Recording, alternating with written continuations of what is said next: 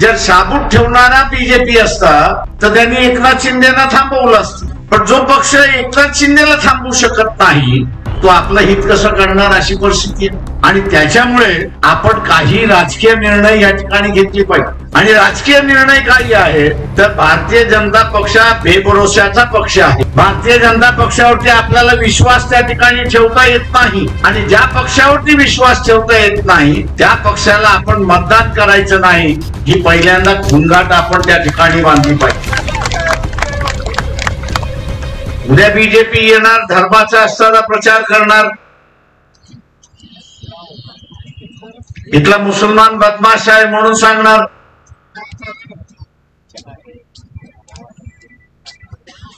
त्या मुसलमानाला असताना आपल्याला ताब्यात ठेवलं पाहिजे म्हणून सांगणार,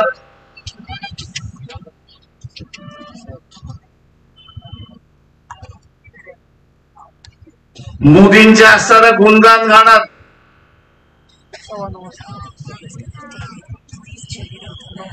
त्यांनी कितीही गुणगान घातले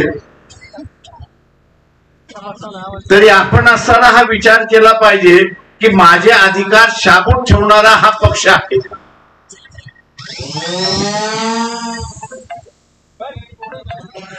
जर शाबूत ठेवणारा बीजेपी असता तर त्यांनी एकनाथ शिंदेना थांबवलं असतं,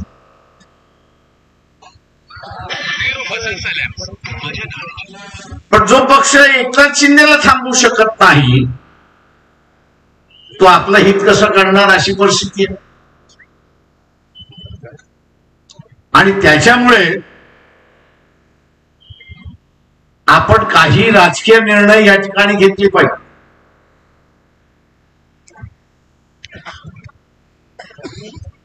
आणि राजकीय निर्णय काही आहे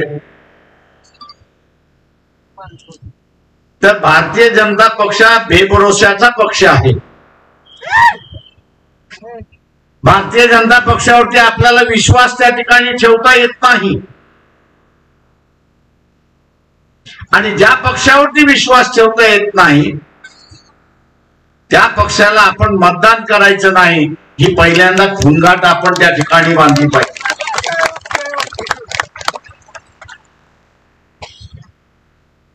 की जो पक्ष शब्द देतो की नुकसान होऊ देणार नाही,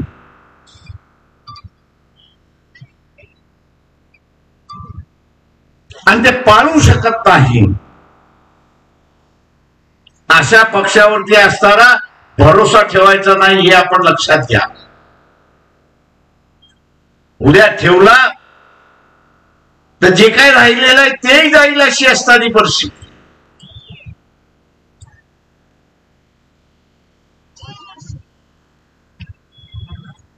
उद्या धर्माचा प्रचार हो, तिथल्या सगळ्या हिंदूंनी एकत्र आलं पाहिजे.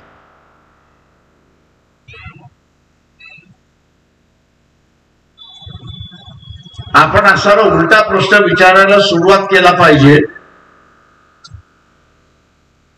की बा आपण म्हणतात सगळ्या हिंदूंनी एकत्र आलं पाहिजे, मग आम्ही कोण आहोत ते पहिल्यांदा सांगा. इथला ओबीसी हिंदू आहे की नाही हे पहिल्यांदा सांगा. उत्तर येईल होय तू ओबीसी हा हिंदू आहे, मग आमच्या अधिकाराचे संरक्षण का केलं नाही? केंद्रामध्ये सुद्धा सत्ता तुमची आहे, राज्यामध्ये सुद्धा सत्ता तुमची आहे, आणि तुमची सत्ता असताना जर आमचं संरक्षण करू शकत नाही तर मग आम्ही तुम्हाला मतदान करा कशासाठी?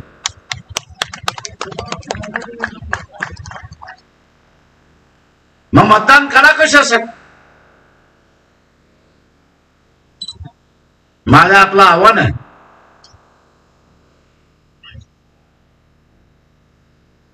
एक दोन मंत्री राहून चालत नाही, दोन चार आमदार दोन चार खासदार निवडून त्या ठिकाणी गेले तर फार फरक पडत नाही. त्यांचा असणारा आवाज कोणी ऐकत नाही. संख्येने गेलं पाहिजे, आणि जोपर्यंत संख्येने आपण जात नाही तोपर्यंत निर्णय घेण्याच्या प्रक्रियेवरती आपला ताबा राहत नाही हे लक्षात घ्या. 36 जणांचं मंत्रिमंडळ आहे, या 36 जणांच्या मंत्रिमंडळामध्ये 18 कॅबिनेट मंत्री आहेत की ते निर्णय घेतात.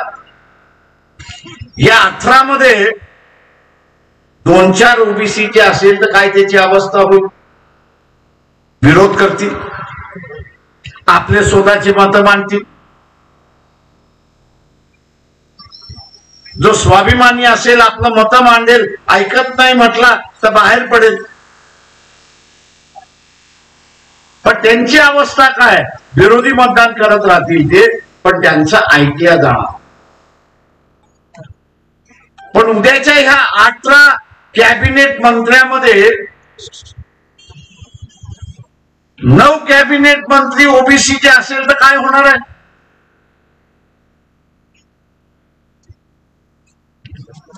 उद्या जर असणाऱ्या 18 मंत्रिमंडळामध्ये 9 ओबीसीचे मंत्री असतील तर ओबीसीच्या विरोधात निर्णय घेतला जाऊ शकतो का? तर नाही. आणि मग आपली जबाबदारी काय आहे? आपली जबाबदारी ही आहे की अधिकाधिक ओबीसी मधले, आरक्षित मधले आरक्षणवादी हा त्या विधानसभेमध्ये आणि लोकसभेमध्ये कसा पोचेल. त्या पार्लमेंटमध्ये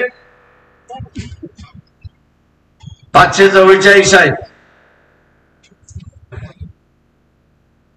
त्याच्यापैकी ट्रायबल आपण असणारा बाजूला काढला, कारण का ट्रायबल हा सारा म्हणतो की मी धर्म मानत नाही, मी निसर्ग हा माझा धर्म आहे. आणि इथला असणारा संविधान आणि कायदा म्हणतो की त्याला असणारा आपण हिंदू समजतो कामा. उरलेले सोडले तर 20-25 मुस्लिम आहेत.